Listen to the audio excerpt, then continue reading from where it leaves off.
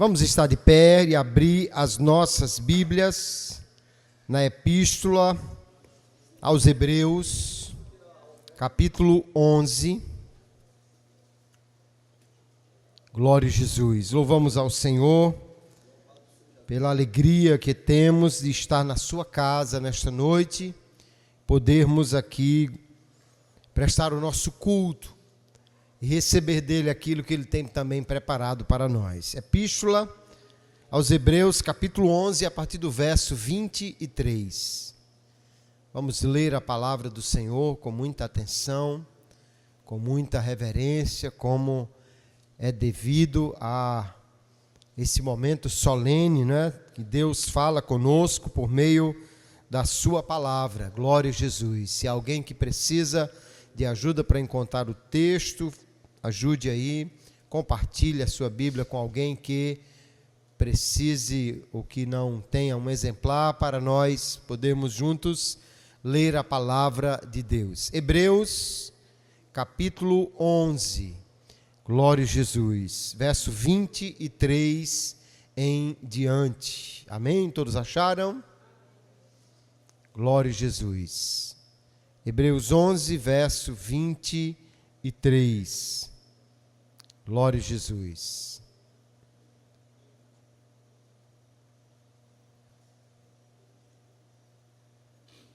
Glória a Jesus. Aleluia, meu Deus. Muito bem, vamos ler a palavra do Senhor. Acho que tem alguém ainda precisando de ajuda para encontrar o texto.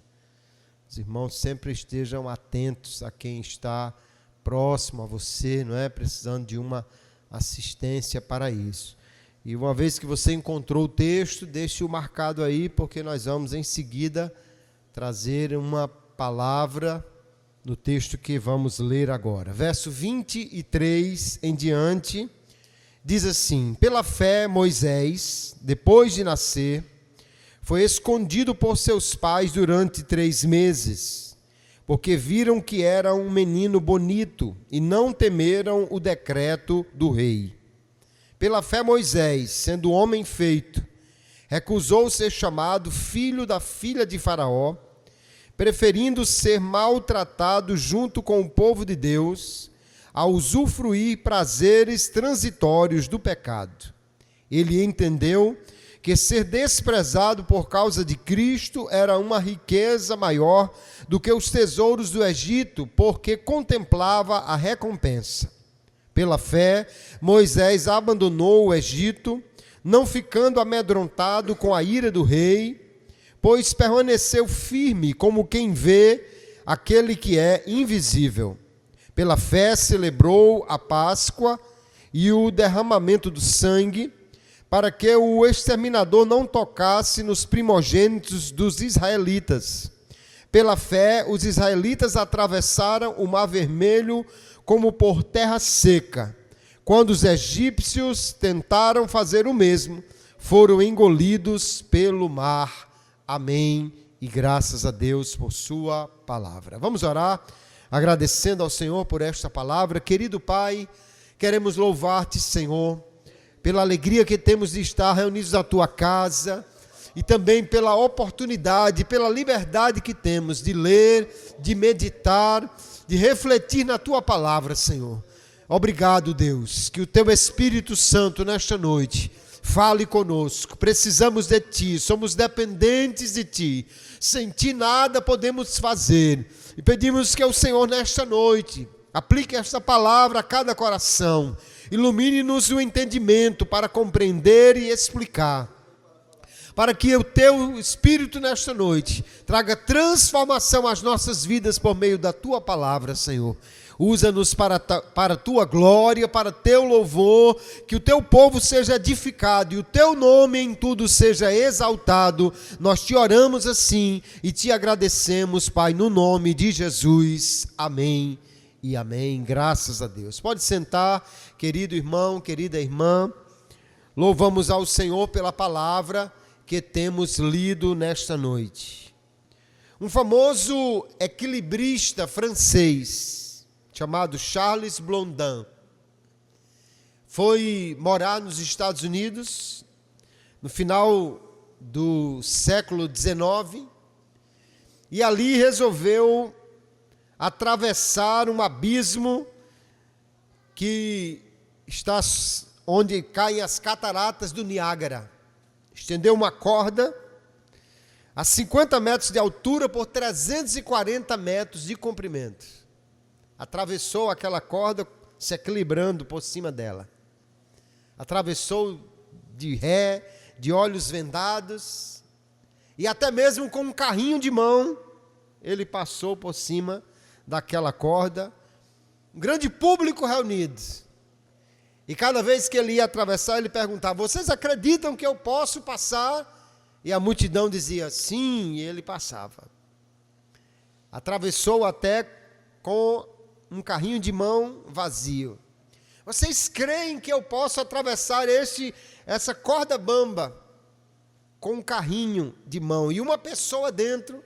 E a multidão entusiasmada dizia: sim, nós acreditamos. E ele olhou assim para o cidadão mais empolgado que tinha e disse: o senhor pode sentar aqui no carrinho, o senhor acredita que eu posso levá-lo até o outro lado? Ele disse: eu acredito, mas até aí parou a minha fé. Eu acredito, mas nem tanto. Porque uma coisa é você falar sobre fé, e outra coisa é você viver por fé. Os crentes, em teoria, são os que creem. Mas a vida de fé é algo que precisa ser exercitado pelos crentes. Todos nós precisamos de testemunhos de fé, para por eles também exercitar a nossa fé, ou estar preparados para fazê-lo quando os momentos difíceis surgirem na nossa vida. Hoje vamos refletir sobre um desses testemunhos de fé, olhando para o capítulo 11 da Epístola aos Hebreus. Este capítulo, queridos irmãos, é conhecido como a galeria dos heróis da fé. Apresenta-nos aqui uma lista daqueles que venceram a corrida da fé e chegaram até o final de suas vidas, passando por grandes momentos de dificuldade, mas crendo, mantendo firme a sua fé. É interessante porque no capítulo 11 de Hebreus, nós aprendemos sobre fé não por teoria. Ele não vai explicar tudo sobre a fé, mas nós aprendemos por exemplos. Ele vai mostrar como se vive pela fé. Porque, queridos irmãos, falar sobre fé e viver por fé são duas coisas diferentes. Você pode falar sobre fé porque você leu um livro.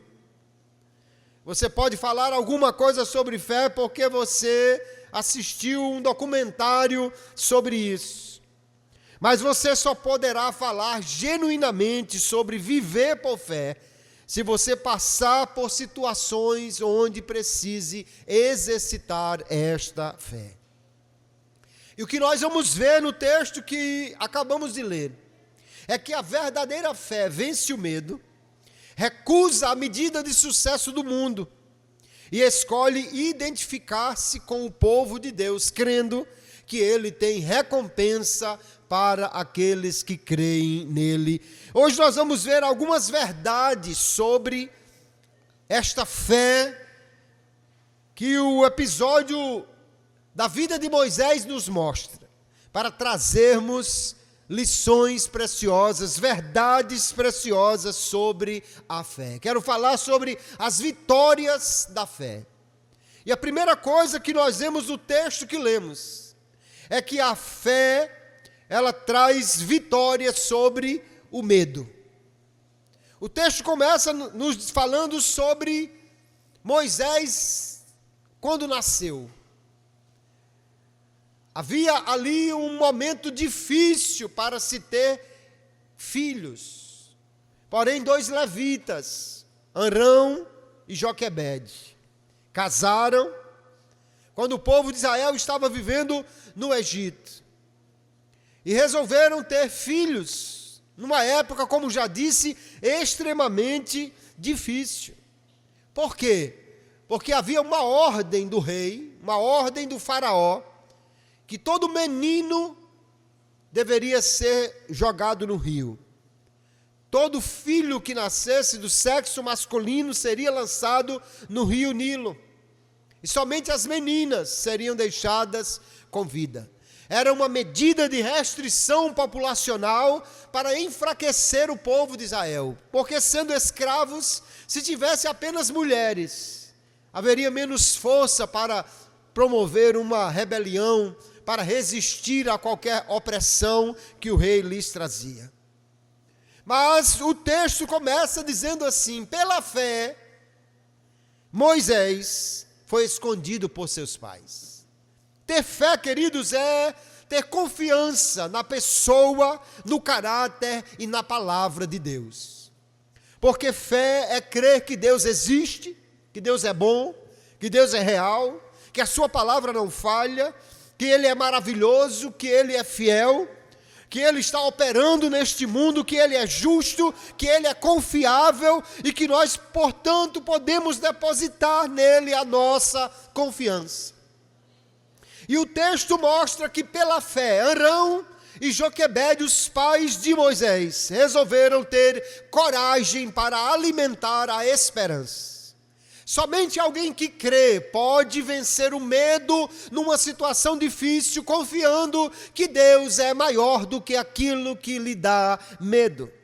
Os pais de Moisés, diz o texto, eles viram o menino e perceberam que ele era bonito, formoso, que havia algo de muito especial naquela beleza.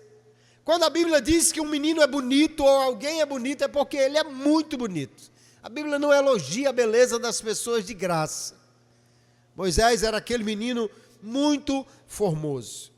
Flávio Joséfo, escritor judaico, no seu livro Antiguidades Judaicas, diz que Arão teve uma visão sobre Moisés, que ele seria um libertador. Mas a Bíblia não fala sobre isso.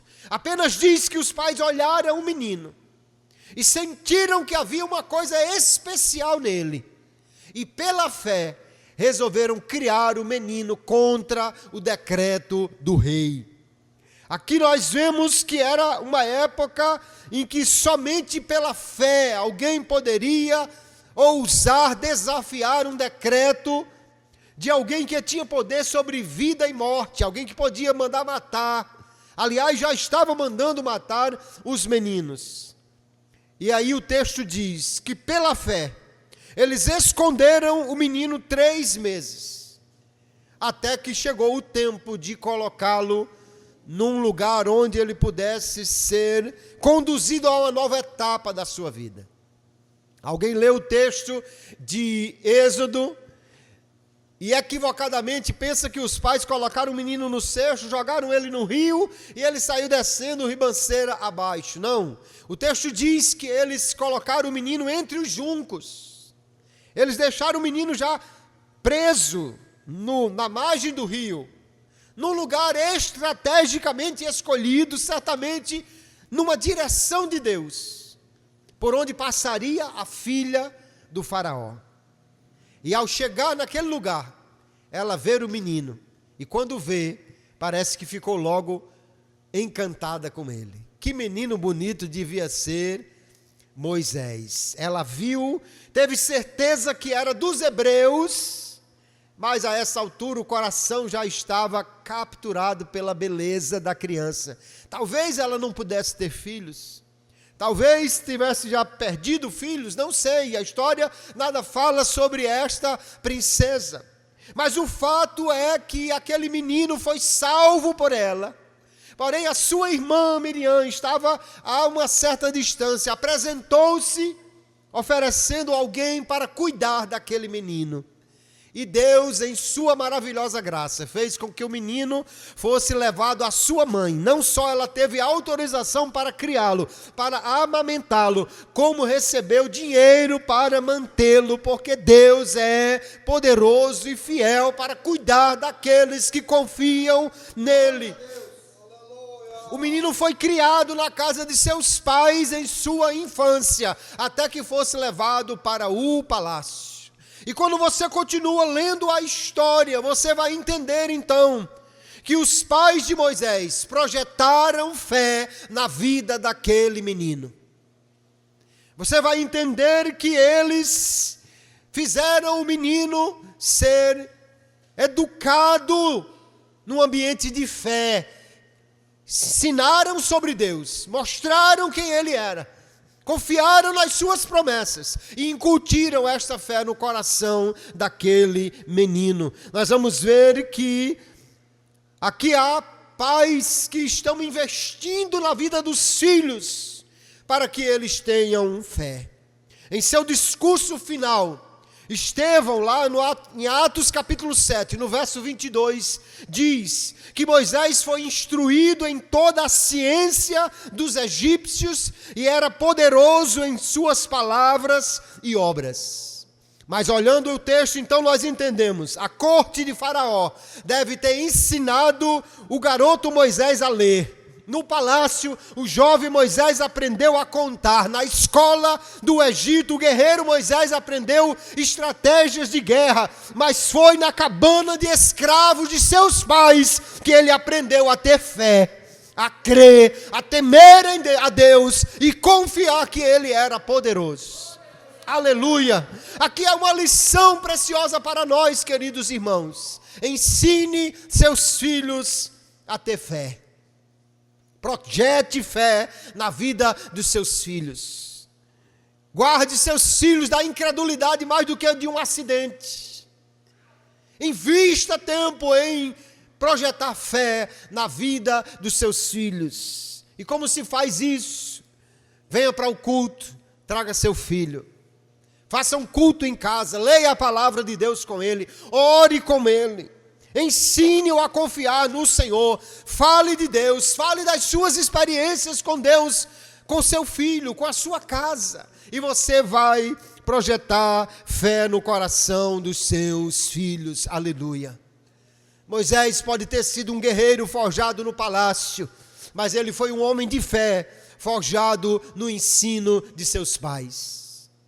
E quando eu estava meditando sobre isso, lembrei de uma figura importante na história da igreja, uma mulher chamada Susana Wesley, mãe de John Wesley e de Carlos Wesley. Ainda menina, ela foi criada numa família piedosa.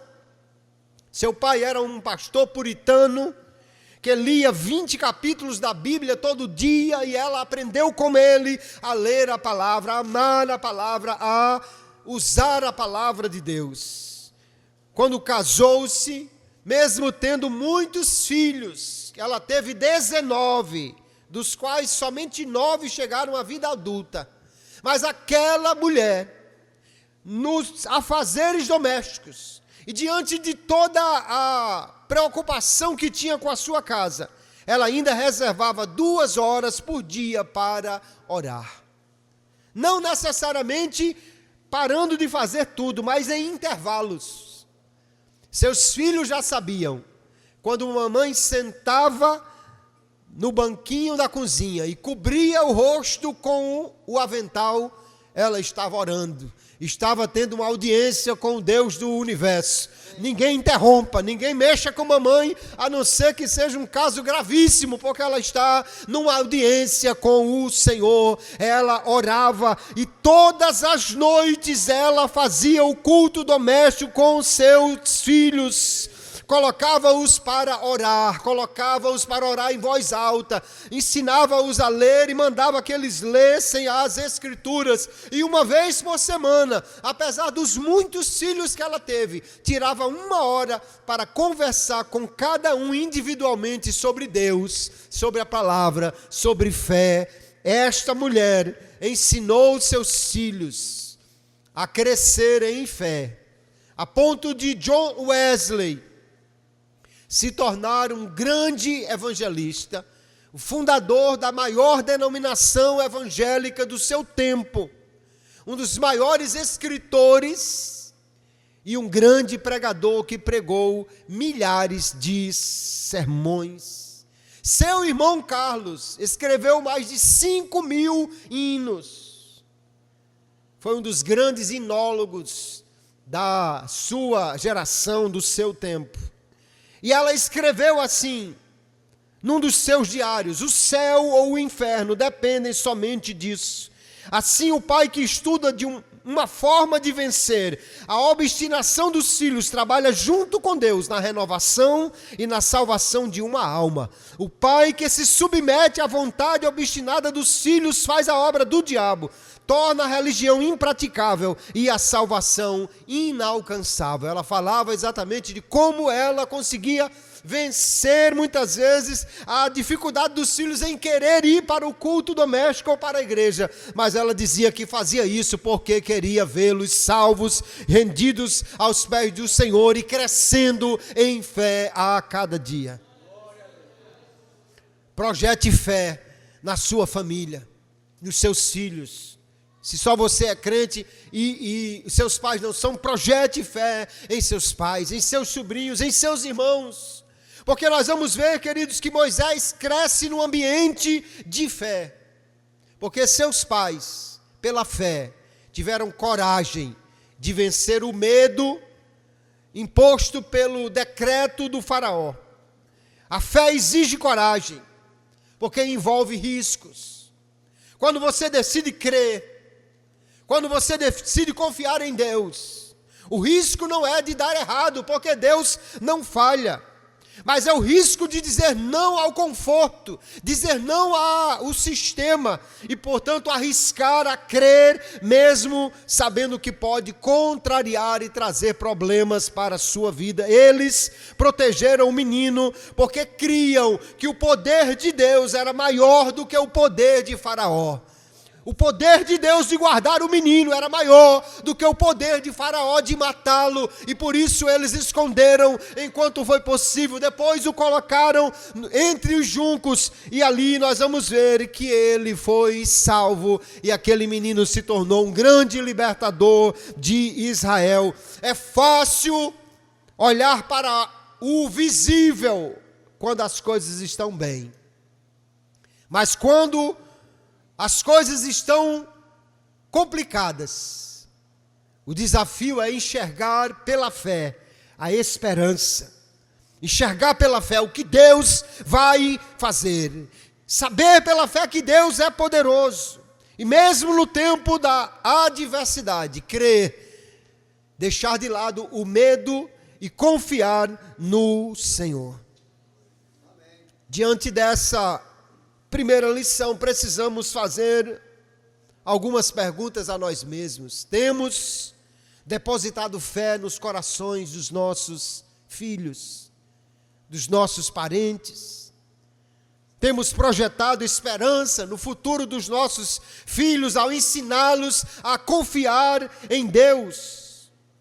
Que nós possamos fazer da nossa casa um lugar de fé, um lugar de coragem para crer, um lugar de esperança. Cultue a Deus em família. Não permita que o entretenimento domine as suas horas de reunião familiar. Não troque uma TV grande por uma Bíblia pequena. No futuro a TV ficará obsoleta, mas a Bíblia formará o futuro da sua família e fará com que ela seja muito abençoada. Pela fé podemos vencer o medo e crer mesmo em situações adversas, que Deus é poderoso para nos fazer prosperar e caminhar. O texto então continua dizendo que depois que Moisés se tornou adulto, ele resolveu ter atitudes ou escolhas de fé. E nós vamos ver, queridos, que a fé nos faz vencer o conforto que o mundo oferece, para viver às vezes um desafio, mas crendo que Deus recompensa melhor do que o mundo nos oferece. Certas decisões de fé só podem ser tomadas por pessoas maduras, tanto na idade quanto na sua crença em Deus. E o texto diz: pela fé Moisés sendo já homem feito, recusou ser chamado filho da filha de Faraó, preferindo ser maltratado junto com o povo de Deus a usufruir prazeres transitórios do pecado. Enquanto Moisés era menino, a fé de seus pais foi suficiente. Mas depois de crescer, ele precisou tomar suas escolhas de fé. E o texto diz que ele preferiu, que ele escolheu ficar do lado do povo de Deus, embora isso oferecesse sofrimento, do que ficar fora da aliança com Deus, mesmo que isso trouxesse muitos benefícios.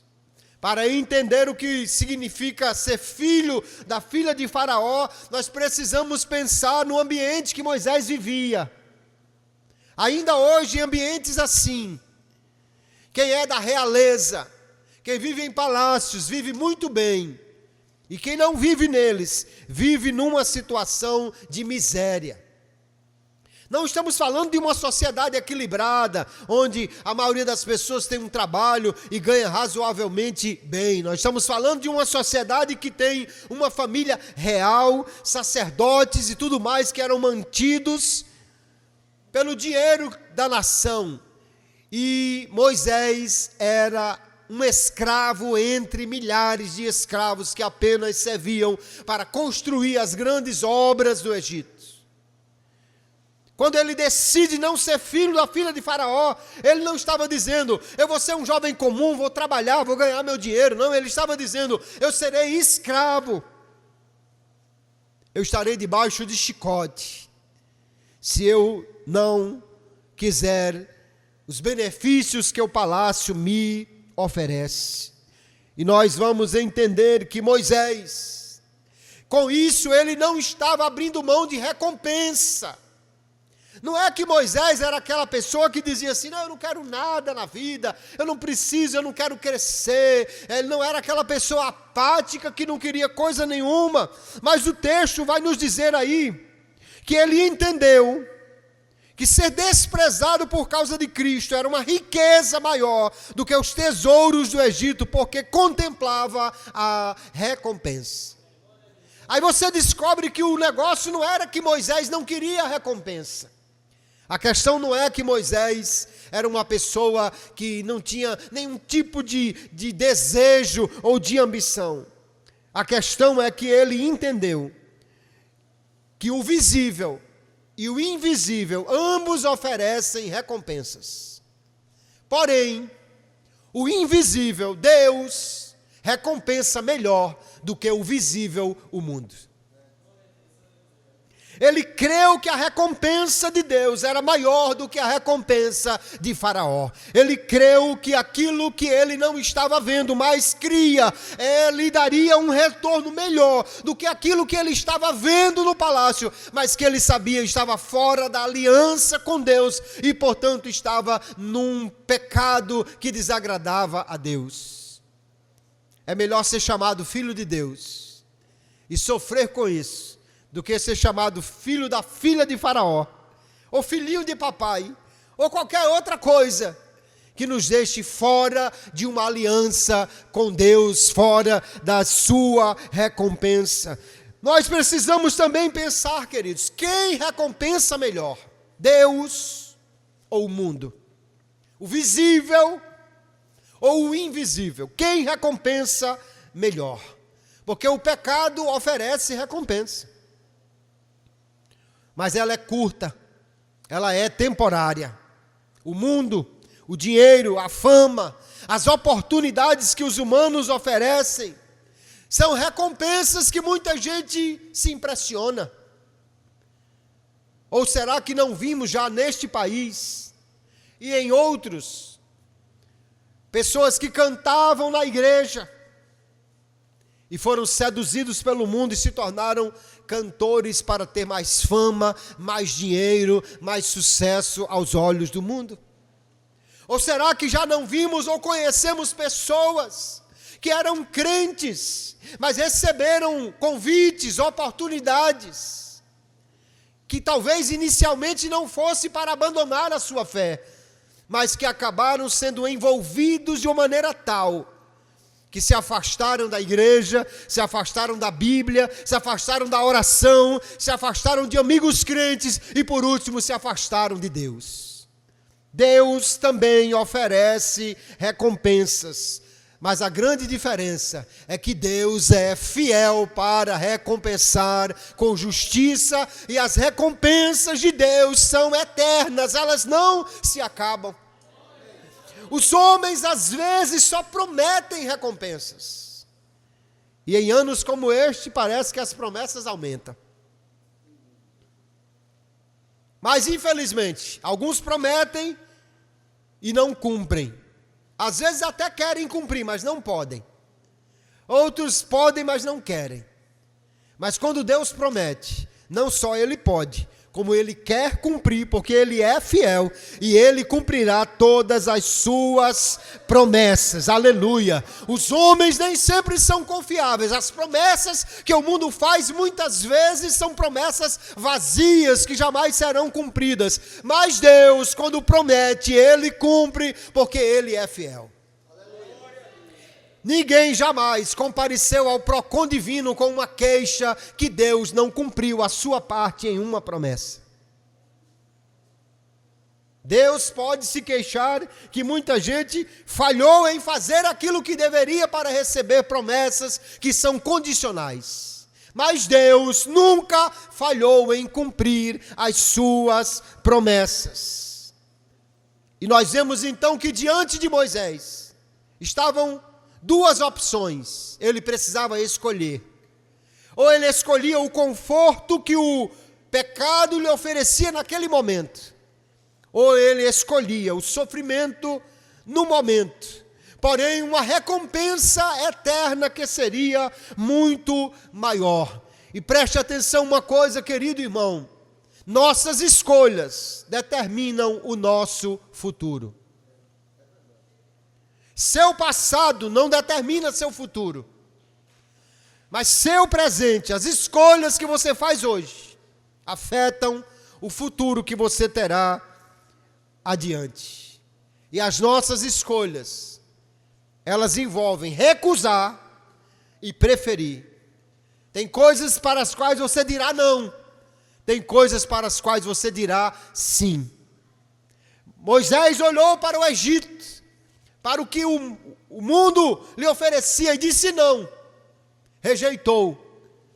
E olhou para o que Deus lhe oferecia e disse sim para aquilo que era a recompensa eterna que o Senhor tinha para aquele que cresce. Flávio Josefo, outra vez o escritor judeu, no livro Antiguidades Judaicas, diz que a filha de Faraó um dia pegou o bebê Moisés, tão lindo, levou para mostrar ao seu pai, colocou no colo de Faraó. Isso é uma história que a Bíblia não relata, é da tradição judaica. Mas diz Flávio Josefo que o Faraó achou tão bonito o menino que colocou no colo, tirou a sua coroa e colocou na cabeça de Moisés. Mas como, talvez num ato profético, pelo menos na visão de Flávio Josefo, o bebê Moisés tirou a coroa e jogou no chão. Naquele momento, talvez, se isso foi verdade, o bebê não sabia ao certo o que fazia. Mas quando Moisés se tornou um homem adulto, ele sabia as escolhas que precisava fazer, e ele escolheu Deus. E disse não àquilo que o Faraó podia lhe dar. Aleluia. O texto diz que ele escolheu ser identificado com o povo de Deus, e que ele escolheu sofrer a vergonha ou vitupério de Cristo. É lógico que quando o escritor aos Hebreus diz que Moisés sofreu a vergonha por causa de Cristo, ele agora está trazendo a escolha de Moisés e colocando diante dos seus leitores, porque os leitores da Epístola aos Hebreus estavam agora diante de duas escolhas: voltar ao judaísmo e talvez não ser mais perseguido, ou permanecer cristão e ser perseguido por aquele ambiente terrível que o Império Romano havia proporcionado contra os crentes. E agora nós vamos entender que ter Cristo é melhor do que usufruir os prazeres do pecado. Ele está trazendo a decisão de Moisés para a nossa decisão como cristãos. E nós precisamos avaliar isso, queridos irmãos. Porque muitas vezes, por sermos crentes, alguém pode ser ameaçado de perder alguma coisa. Por ser crente, alguém pode ser ameaçado de perder regalias, talvez até o emprego. Por ser crente, talvez você esteja a ponto de perder amizades. Por ser crente e por tomar decisões com base nesta fé, por fazer publicações com base nessa fé, por falar com base nessa fé, talvez alguém perca a sua popularidade. Mas o certo, queridos irmãos, é que nenhum benefício que o mundo ofereça é melhor do que aquilo que Deus tem preparado para aqueles que confiam nele, aqueles que creem nele. Aleluia. O mundo quer que o cristão abra mão da sua fé exclusiva, que ele aceite. O mundo quer que o cristão seja uma pessoa tolerante com o pecado. O mundo quer que o cristão seja alguém que abraça todo tipo de ideologia. Mas quando nós entendemos a escolha de Moisés, precisamos pensar nas nossas escolhas também. Você pode perder amigos, você pode perder oportunidades, você pode perder dinheiro que o mundo lhe oferece. Mas nada disso se compara a perder aquilo que Deus tem para nós, se nós não fizermos a escolha que somente a fé nos dá a garantia de fazermos, escolher o sofrer por Cristo do que o conforto que o mundo oferece. Somente a fé nos dá esta segurança. Eu trabalhei em uma empresa durante quase 15 anos. Ali vi um irmão na fé, um homem crente, ativo na igreja com a sua família, um músico, bastante envolvido na obra de Deus. Começou a trabalhar naquela empresa, e logo oportunidades surgiram, mas essas oportunidades consumiram tanto o seu tempo. A empresa pagava bem, mas parece que a situação não era tão diferente dos escravos do tempo de Moisés, porque a empresa pagava, mas queria todo o tempo, toda a atenção, toda a energia. Aquele homem começou a não ter mais tempo de ir para a igreja, começou a não ter mais tempo de ler a Bíblia, começou a não ter mais tempo de fazer algo para edificar a sua fé, começou a andar cada vez mais com pessoas daquela empresa e seus clientes, e muitas vezes para comemorar vitórias, era conduzido a reuniões onde a champanhe era aberta ou o uísque era tirado da garrafa. Um dia vi, para minha tristeza, aquele homem chegar num ambiente que estávamos alguns crentes, porque o filho de um colega estava aniversariando. Depois de uma reunião da empresa, aquele homem chegou ali, um crente que era em Jesus, um músico na igreja, agora chegou totalmente afetado pelo álcool, embriagado. Mas ele não começou a ser embriagado naquele dia, naquela reunião. Antes de embriagar-se com o álcool daquela reunião, ele já estava embriagado pelas ofertas que lhe foram feitas. E ele aceitou uma a uma.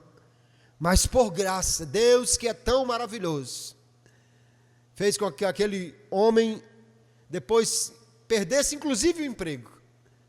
Mas hoje é pastor e é um homem de fé, é um homem crente com a sua família, é um homem que serve a Deus com a sua família, aleluia. Porque chegou um dia que ele entendeu que precisava fazer escolhas que a fé exige, às vezes doem, às vezes machucam, às vezes são difíceis, aliás sempre são. Mas quando nós olhamos o que a palavra de Deus nos diz, queridos irmãos, Se eu quero ser um crente verdadeiro, eu preciso estar preparado para decidir entre a palavra de Deus e aquilo que o mundo oferece, entre aquilo que Deus promete para os crentes e aquilo que as pessoas prometem aí fora. Nós precisamos estar preparados para, como Moisés, fazer escolhas que são difíceis, mas a fé nos dá vitória sobre o conforto que o mundo oferece. Infelizmente, há muitos crentes. Um dia eu vi num programa de TV, a apresentadora estava ali com um cantor gospel e faz-lhe uma pergunta que deixa-o encurralado, e aquele homem abriu mão da sua fé para dar uma resposta favorável, talvez buscando a popularidade que a TV lhe daria. Mas deixa eu dizer uma coisa para encerrar aqui, partimos para o último ponto. A popularidade da terra não vale nada comparada à popularidade do céu.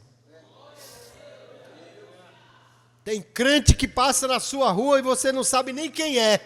Tem pessoa que pode você olhar para ela, alguém mostrar a foto, você não sabe dizer nem o nome dele, porque ele não é popular nesta terra. Mas eu lembro quando Deus pergunta a Satanás: você conhece o meu servo Jó? Talvez Jó não fosse tão popular na terra, mas seu nome era conhecido no céu. Aleluia. Viste o meu servo Jó? Homem sincero, reto, temente a Deus, que se aparta do mal. E você sabe, o diabo sabia muito bem quem Jó era.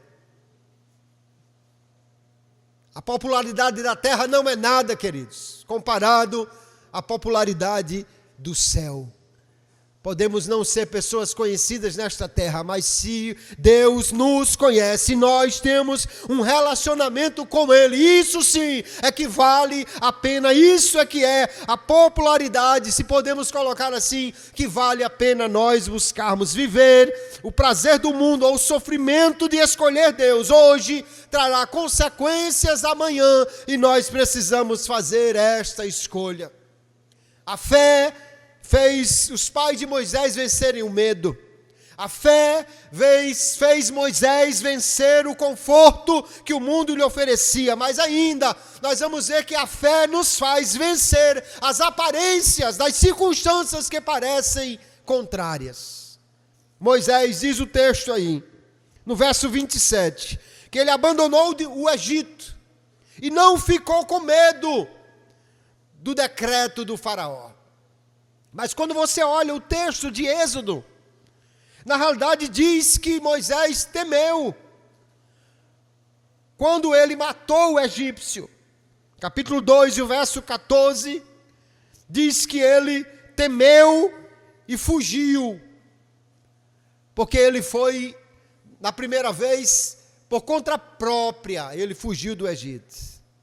Mas depois que ele voltou para o Egito e conheceu realmente quem era Deus, agora ele saiu do Egito sem temer o rei, embora tivesse indo para o deserto. Mas guarde uma frase para você não esquecer: deserto com promessa é melhor do que oásis sem esperança. Deserto com promessa é um lugar melhor e mais seguro do que palácio sem esperança. Moisés entendeu que estava indo agora debaixo da direção de Deus e não temeu o que Faraó podia lhe fazer, porque a fé é uma convicção interior que temos da realidade do mundo que nos cerca, que o visível é menor do que o invisível. O invisível é que domina neste mundo. O texto nos diz que Moisés, pela fé, permaneceu firme, como aquele que vê o que é invisível. Moisés, pela fé, pôde ter a convicção de que o Deus que estava lhe tirando do Egito era o Deus Todo-Poderoso.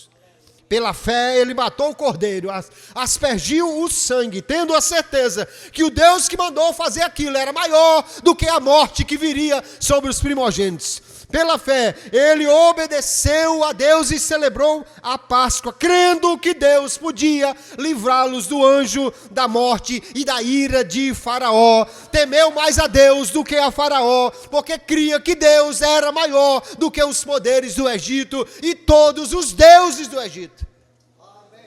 Quando você lê o texto de Êxodo e depois o encontro que Moisés tem com Jetro, seu sogro, ele vai dizer: Deus superou todos os deuses do Egito. Cada área da vida egípcia, segundo a sua mitologia, tinha um Deus que controlava aquela área. Deus, Jeová, o Criador, humilhou cada deus do Egito. A principal divindade deles era Ra, o Deus Sol. Deus fez trevas sobre a terra durante todo o dia, e Ra não fez nada. Havia um Deus que cuidava do gado, Deus fez chover pedras. Havia Deus que cuidava do rio, Deus transformou a água em sangue. Havia deuses que cuidavam das casas, Deus as encheu de rãs e de piolhos. E o Faraó era tido como Deus em figura de gente. Deus matou o filho de Faraó e ele nada fez. Quando Moisés conheceu quem era o Senhor a quem ele estava obedecendo, teve certeza: é melhor temer a Deus do que temer ao rei, é melhor confiar no invisível do que no visível. A fé é a certeza ou a segurança que nós temos, a convicção, a garantia de que a realidade espiritual é verdadeira, embora nós não a enxerguemos. Mas entenda, queridos, quem manda neste mundo não é o visível, é o invisível. Deus manda sobre reis, Deus manda sobre governos, Deus manda sobre tempestades, Deus manda sobre calamidades, Deus manda sobre epidemias, Deus manda sobre tudo, porque o invisível é que governa o mundo visível. Aleluia! Pela fé, Moisés atravessou o mar junto com o povo, porque cria que Deus era maior do que o mar e maior do que o exército egípcio que estava vindo em seu encalço. Mas o texto diz: querendo os egípcios atravessar, foram engolidos pelo mar. Aqui você vê a diferença entre fé e presunção. Fé é quando você crê que Deus faz. Você olha para você e diz: eu não posso. Mas você olha para Deus e diz: mas Ele pode. Fé é quando você diz: eu não tenho. Mas você olha para Deus e diz: mas Ele tem. Fé é quando você diz: eu não faço. Mas você olha para Deus e diz: mas Ele faz.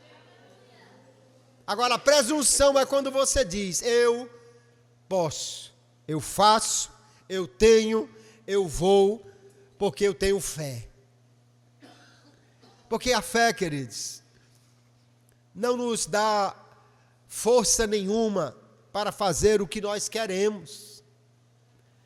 A fé não se baseia na força do que crê. A fé se baseia na força daquele em quem nós cremos. Aleluia! E aí nós vemos que pela presunção, o exército egípcio entrou no mar. Se eles passaram, a gente passa. Se esse bocado de escravo conseguiu passar aí, a gente que é guerreiro treinado vai passar também. Que engano. Porque pela fé, aleluia, o caminho é diferente. Com Deus o mar vira caminho, mas sem Deus o caminho vira mar. Com Deus ele abre porta no meio do mar. Mas sem Deus, Ele fecha a porta que ninguém passa. E aí nós vemos que crer não é crer em nós mesmos, mas é depositar a confiança naquele que pode fazer o que nós não podemos. Moisés creu que a presença de Deus na caminhada era melhor e era suficiente. Não importa qual seja o caminho que você entre. Não importa qual seja o beco que você entre. Entrar num beco aberto no meio do mar, de noite, sem luz, não é para todo mundo. Tem gente que não vai nem no quintal de casa se não acender a luz. Que dirá entrar no meio do mar, uma coluna de água de um lado, uma coluna de água do outro e a noite escura. Mas o povo creu. Moisés creu e pela fé atravessou, aleluia, porque a fé ilumina a nossa caminhada e assim ele pôde tomar uma decisão e entrar ali, crendo que Deus o levaria ao outro lado. Há momentos que precisamos tomar decisões que não são fáceis. Somente crendo no invisível podemos tomar decisões de fé. Me permita um exemplo pessoal. Quando recebi o chamado para ir para o campo, ou seja, para ser pastor em tempo integral numa igreja no interior, em Galinhos. Eu já era pastor há 15 anos em Natal. Mas a maior parte desse tempo trabalhando numa empresa e pastoreando à noite e no final de semana. O que eu ganhava em Natal, nas atividades na igreja, ou seja, na escola teológica, nas escolas teológicas que ensinava, e na própria igreja que eu trabalhava no Templo Central, no Departamento de Recursos Humanos. Somando tudo o que eu recebia, era o dobro do que me informaram que era a renda da igreja para onde eu ia. O dobro da renda da igreja. Ou seja, a minha renda total ia cair pela metade, mas eu tinha que sustentar agora a minha casa em Natal com meus filhos, a minha casa lá em Galinhos com Dione e a casa do Senhor, que era a igreja que estaria sob minha responsabilidade. E lembro-me de um dia que a minha filha chegou e disse: pai, não vá não. Como é que a gente vai viver, pai? Como é que a gente vai sobreviver nessa história? E é nessas horas que você precisa enxergar o invisível, que o olho não vê, mas que a fé dá certeza que está ali, que é presente, que é real, aleluia. E fomos por fé. E Deus nunca deixou faltar coisa alguma, nem para mim, nem para a casa do Senhor e nem para os meus filhos, que hoje estão casados pela graça de Deus e vivendo as suas vidas. Queridos, quando nós olhamos para este texto e as verdades que ele nos apresenta, nós vemos que pela fé nós podemos vencer, tendo consciência da realidade espiritual que nos cerca. Como cristãos, nós cremos que somos salvos. E cremos porque a Bíblia nos diz que aquele que crê será salvo. Cremos que o inimigo não terá vitória sobre nós, porque a Bíblia nos assegura que maior é aquele que está conosco do que aquele que está no mundo. Cremos que estamos debaixo da bênção de Deus, pois a Bíblia nos diz que Deus nos abençoou com todas as bênçãos celestiais, nos lugares celestiais em Cristo, com as bênçãos espirituais em Cristo. Cremos que Deus cumprirá as suas promessas, pois a palavra nos garante que podemos manter firme a confissão da nossa esperança, porque fiel é aquele que prometeu. Aleluia. O que mantém firme o crente é essa percepção espiritual que nós precisamos ter. Enxergue o invisível. Fique firme, ainda que as circunstâncias pareçam contrárias. O escritor dos Hebreus fala a cristãos que estavam sob perseguição e poderiam perguntar: vale a pena perseverar na fé? E o que ele vai dizer em suma é: vale a pena sim, porque o invisível recompensa melhor do que o visível. É melhor confiar no que nós não vemos, mas temos certeza pela fé que trabalha em nosso favor e que é fiel para cumprir as suas promessas, porque Ele, o Senhor, é recompensador daqueles que confiam nele. Aleluia.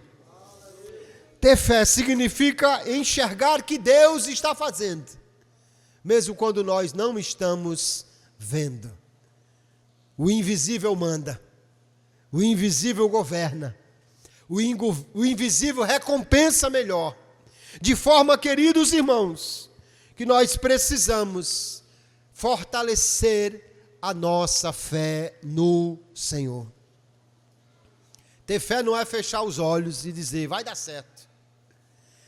Ter fé não é ter pensamento positivo. Ter fé é crer que Deus cumprirá cada uma das suas promessas, porque Ele é fiel. As promessas de Deus são garantidas a nós por causa da nossa união com Cristo. Paulo, escrevendo a segunda epístola aos Coríntios, capítulo 1, no verso 20, ele diz, porque todas as promessas de Deus têm em Jesus um sim, e em nós um amém, por causa dele, para a glória de Deus. Se você olhar para a Bíblia, e há uma promessa de Deus para você, você pode ter certeza, essa promessa se cumprirá. Porque, olhando como se fosse um ambiente humano, é como se Deus, fazendo aqui uma imaginação, como se Deus olhasse para Cristo e perguntasse, essa promessa, eu cumpro? E Jesus dissesse, sim, Pai, eu já paguei o preço por ele, para o Senhor cumprir essa promessa na vida daquele que é fiel a mim, aleluia. Por causa da nossa fé em Cristo, nós temos a certeza de que Ele fará acontecer todas as promessas que Ele proferiu. E nós, com isso, precisamos sair daqui nesta noite, fortalecidos na fé. Não sei a sua situação, mas eu sei, Deus está cuidando de você, Deus está observando a sua vida, Deus está trabalhando por você. Se você permanecer fiel, Ele é muito mais fiel. Paulo nos garante que Ele é fiel, ainda que sejamos infiéis, Ele é fiel, mas se perseverarmos nele, nós colheremos cada uma das recompensas que Ele tem prometida para aqueles que são fiéis. A maior delas, a salvação, já nos está assegurada por Jesus, e todas as outras por Ele estão asseguradas também. Pela fé, Moisés, o texto nos apresenta a fé de Moisés, mas nesta noite precisamos perguntar-nos, e a nossa fé? Temos essa mesma fé? Cremos neste mesmo Deus? Temos esta mesma confiança? Eu quero desafiá-lo a tirar o nome de Moisés e colocar o seu. E dizer assim, pela fé, eu, seu nome, escolho Deus e sua palavra, pois entendo que o invisível recompensa melhor do que o visível. Você tem coragem de fazer essa declaração? Então diga comigo, pela fé. Não, eu não, diga seu nome. Pela fé, escolho Deus e a sua palavra, pois entendo que o invisível recompensa melhor do que o visível. Você pode dizer um amém? Glória a Jesus, que Deus lhe abençoe, que esta palavra gere fé no seu coração, avive esta fé, encha de esperança, você possa vencer qualquer medo, você possa vencer também o conforto que o mundo oferece, e possa vencer aquilo que as circunstâncias apresentam, crendo que o Senhor, pela fé, fará acontecer coisas extraordinárias na sua vida, para a glória, honra e louvor do seu santo nome. Eu digo amém, pela fé eu creio, aleluia, e sei que Ele é poderoso para cumprir a sua palavra. Que Deus em Cristo abençoe a cada um dos irmãos nesta noite e todas as noites, no nome do Senhor Jesus. Amém e amém. Glória a Jesus.